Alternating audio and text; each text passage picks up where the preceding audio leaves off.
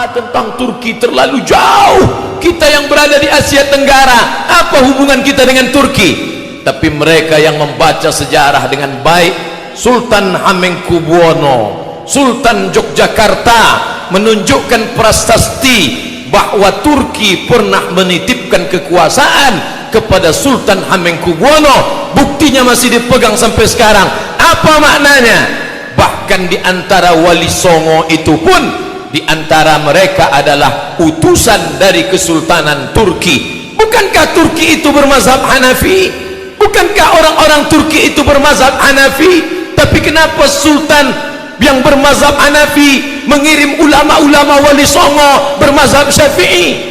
Dia mengerti dakwah. Kami memang bermazhab Hanafi, tapi kami tahu saudara kami yang jauh di sana mereka bermazhab Syafi'i. Maka mereka kirim para ulama dan dai yang bermazhab Syafi'i demi keutuhan, demi keselamatan.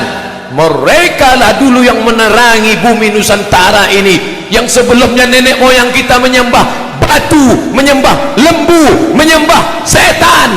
Tapi begitu dai Islam dari Turki itu datang, semuanya bersyahadat, asyhadu an la ilaha illallah wa asyhadu anna muhammadan rasulullah. Maka kejatuhan Turki juga ikut menjadi keruntuhan kita. Apakah malam tak berakhir? Tak tampakkah cahaya? Ternyata di tengah gelapnya sekularisme, di tengah gelapnya westernisasi kebarat-baratan, dalam kekuasaan Islam kalah, dalam politik Islam jatuh, dalam ekonomi berkeping. Tapi ada satu titik terang, ada satu yang tidak dihapuskan oleh Mustafa Kemal Atatürk. Apa dia? Madrasah Imam wa Khatib. 1924 masjid tidak lagi ramai, khamar dihalalkan, perjudian, prostitusi, pakaian pendek, semuanya merajalela. Tapi ada satu yang tidak dapat dihapuskan, Madrasah Imam wa Khatib. Ada sekolah khusus untuk imam dan khatib.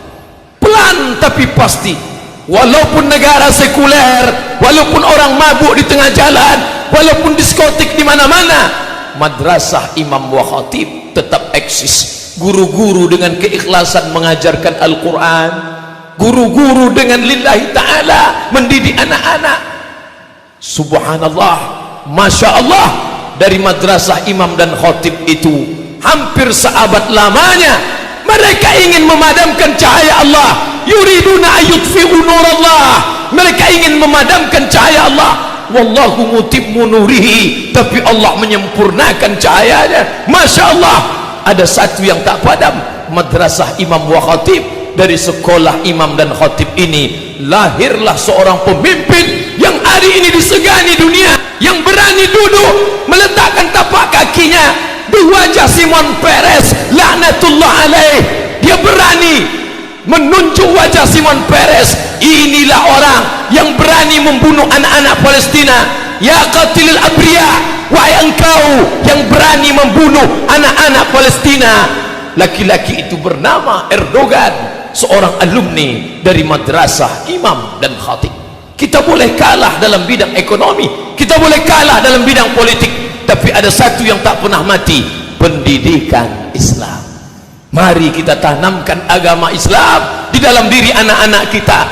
Banyak orang yang tidak sabar dengan keadaan ini, lalu mereka menempuh jalur kekerasan, radikalisme, bunuh, bakar, hancurkan. Ini bukan ajaran Islam.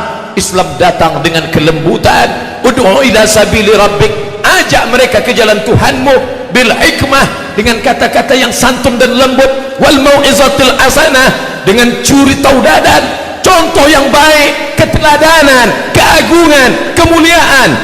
Andai dia ingin berdebat, debatlah dia. Wajadilhum, debatlah billati hiya ahsan, dengan cara yang lembut, dengan cara yang santun, dengan cara yang baik.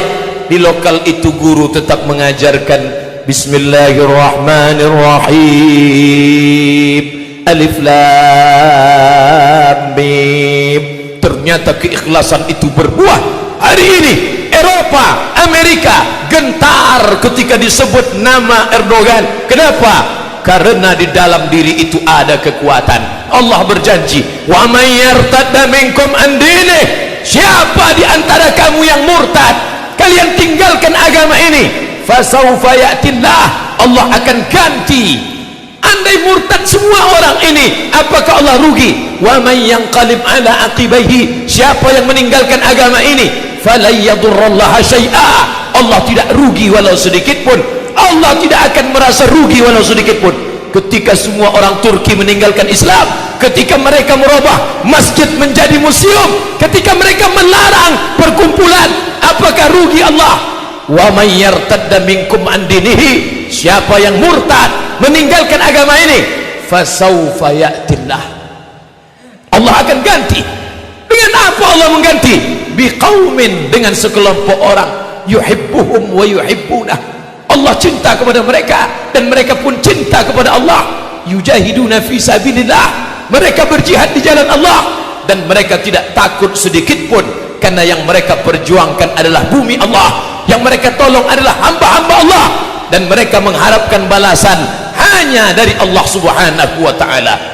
Setiap pagi, petang, siang dan malam kita katakan, innaka la tukhliful mi'ad, engkau tidak ingkar janji. Itu terlalu jauh Bapak Khotib, itu terlalu jauh Pak Ustaz, itu tidak terjadi di tempat kita. Bisa saja terjadi. Jangan bangga dengan masjid yang besar, jangan bangga dengan masjid yang megah. Kurang megah apalagi masjid Hagia Sophia yang mereka robah menjadi museum. Kurang hebat apalagi masjid Al-Amra, masjid Cordoba di Spanyol.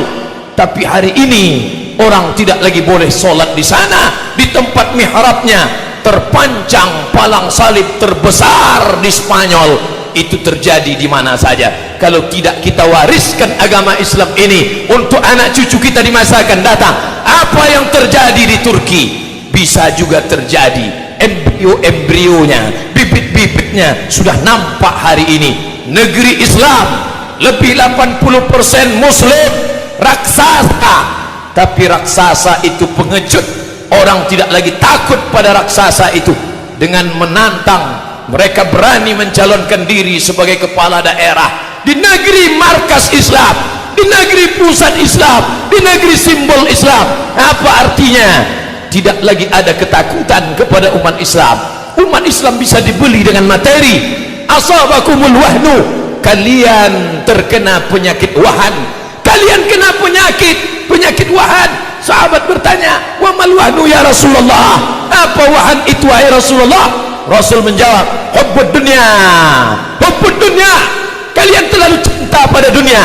Wa karahiyatul maut, kalian takut mati, kalian takut meninggalkan dunia.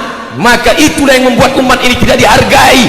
Musuh-musuh bisa membeli iman kita, membeli baju kita, membeli akidah kita. Islam KTP-nya, Islam bapak ibunya, tapi imannya sudah dibeli orang lain.